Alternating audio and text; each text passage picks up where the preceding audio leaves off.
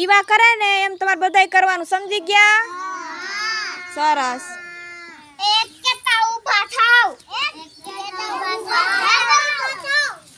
બે કેતા બેસી જાવ, ત્રણ કેતા તાલી પાડો, ચાર કેતા ચણા ખાવ, પાંચ કેતા પંછા ગળો,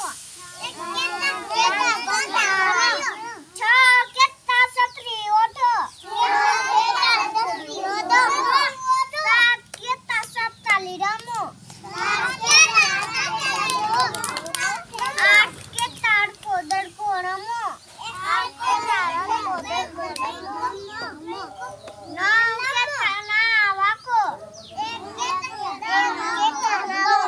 10 કેતા દર્શન કરો. સરસ, વેરી ગુડ.